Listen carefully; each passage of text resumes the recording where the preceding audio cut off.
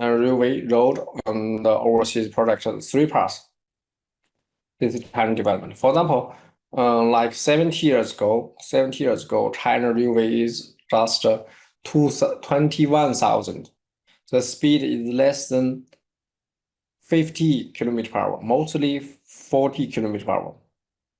And develop after, you can see that after 30 years, for example, my father's generation, old technology, most laboring, and without big equipment, and in the time of like Cold War, and but it is important the government to treat the railway as a very important sector to develop, to pay more emphasis on railway engineering.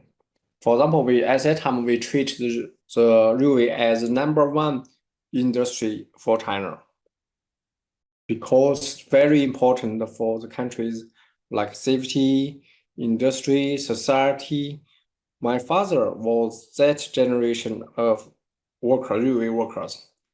It was very hard, difficult, and how to say, my father's generation sacrificed even their lives to construct the railway, because most of the railway product at that time, it was in the among mountains, because we want to keep our industry, how to say, in the mountains to protect it is from attacked by Russia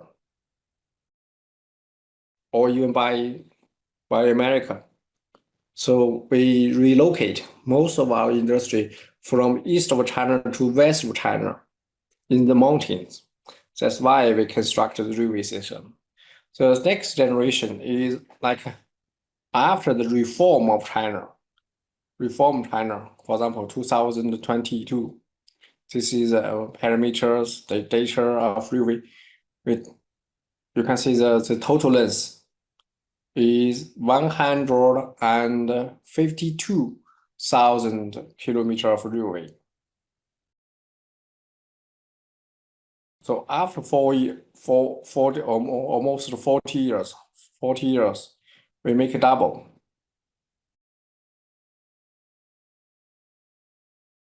This is the scale of our railway system. This is our speed. As I mentioned to you before, normally before in the 1970s, most speed is generally within the scope of 50 to 80 km per hour. And the first of China speed increase or improve is Guangzhou Shenzhen.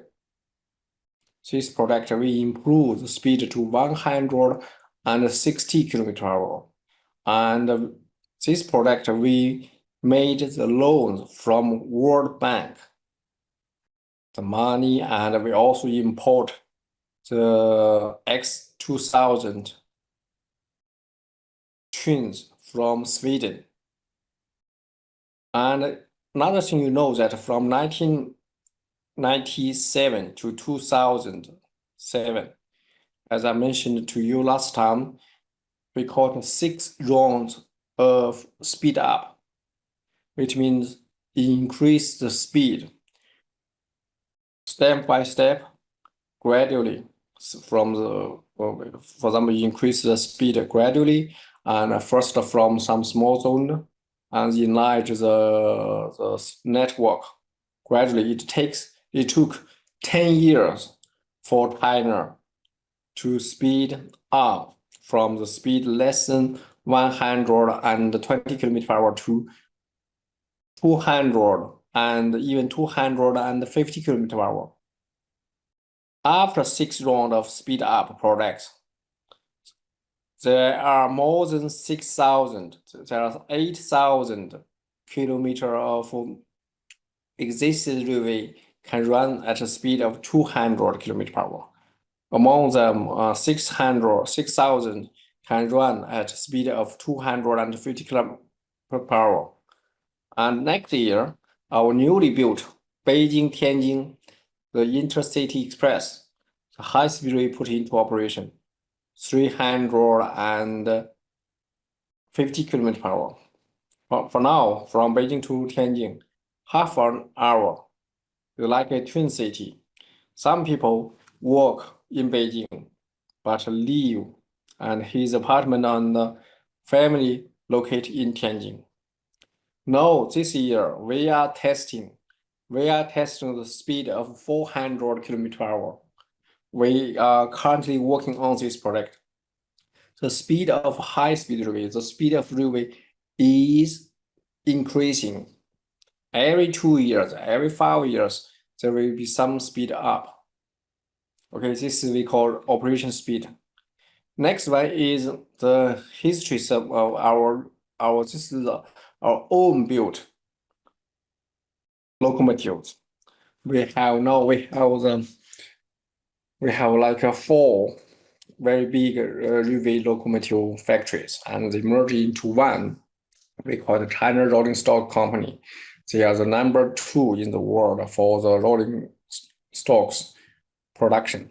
They can produce everything. They have very many factories in the world. For example, in America, in Malaysia, in Egypt, and in Nigeria, as well as in Portuguese. So one thing I share with you, in the future, if Pakistan want to develop the railway industry, you should ask this company to have a joint company with you.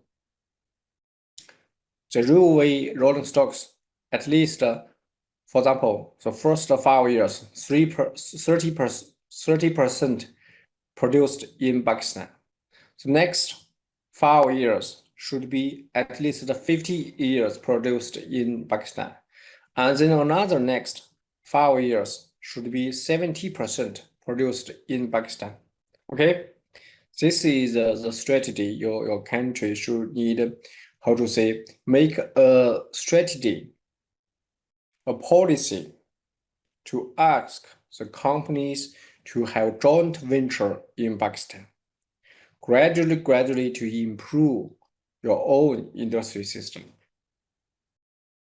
Okay, this is our experience as well. For example, when we import the rolling stocks of high speed from other countries, we do the same thing. We did the same thing. Gradually. Firstly, we should guarantee that the foreigner investment companies can make money. This is the number 1. Because if they could not make money, they could not make investment. But beyond that, you should ask them to help you build up your own industry system. Not only buy the rolling stocks, the trains, but also import technology. You can pay some money, and also to make a criteria, which means like examination, like an examination. You should make them to guarantee your own country's product could be used in the railway system. For example, like 2 months ago, Egypt declared that in the future, all the rolling stocks should be at least half product produced in Egypt. The companies should not only sell the product, the rolling stocks to Egypt, but should build up the rolling stocks company in Egypt for production. Because when the company, even for Chinese, only for joint venture or the Chinese company, but they have to buy local products, parts, and based on this, your country can gradually have its own system. So this is our experience. I want you to make a copy of this stuff. For example, China, we have China Rolling Stock Company has a joint venture in Malaysia. Now, almost all the rolling stocks produced in Malaysia were used for Malaysia market, which means They don't need to import because even the joint venture, 60% is from China, 40% is local Malaysia companies, but they work very well. So for the moment, for the high-speed trains, all the others can be produced in Malaysia. This is very successful example. Okay, this is our